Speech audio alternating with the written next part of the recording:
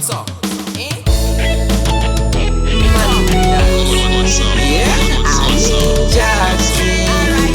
Muna mato wangu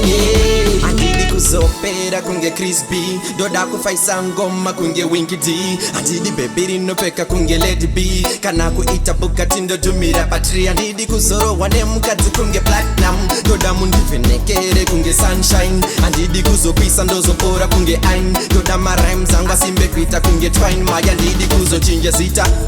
Da onna zakuneta zema gita Doda wo simba sera Samsung manundi dere nando kia kuita kunge Tyson lad Doda kuwanika pa mixtape irana staira Kwete kuti vanu mura invazundi kaira Vazofamba vachiti ninja akuvaira Mwari zvakadaro nasi ndo zvandafugamira Jehova ndakumbira Imi baba ndakumbira Everyday chingontarira Kwamuri baba ndoda kuita chinamira Jehova ndakumbira Imi baba ndakumbira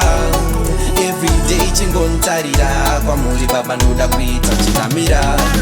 Doda okuridwa oseputidza kilati Doda kudiwa nemarasta kuita ngemuzi Doda kudriva vanhu crazy ndipewo maki Ndosaka ndabenda ndapogama nemani Ndinozviziva hangu kuti nini ndiri nini Angandiyambutsa kuna mumwe baba ndimi Andichada zvekunetsana nevamwe vaimbi Bati vakanditanga baba ndoro vane simbi Jehova ndakumbira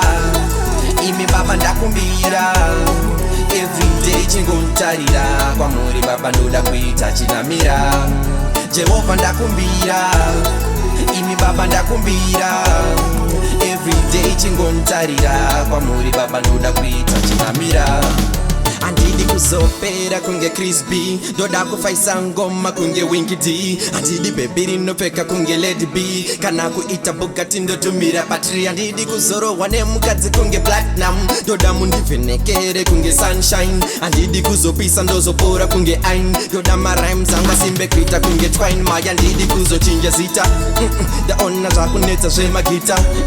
Doda wo simba sera Samsung vanonditerera ndokiya kuita kunge Tyson lad Doda kuwanika pa mixtape irana staira Kwete kuti vanhu muraini vazondikaira Vazofamba vachiti ninja akuvaira Mwari zvakadaro nasi ndo zvandafugamira Jehova ndakumbira Imi baba ndakumbira Everyday chingontarira Kwamuri baba ndoda kuita chinamira Jehova ndakumbira Imi baba ndakumbira Everyday chingontarira Kwamuri baba ndoda kuita chinamira Alright Awi muna mato boys isi stiriki mwere Wandaimba mwere Plaza ndiskuimba mimi fundukudza mwari magere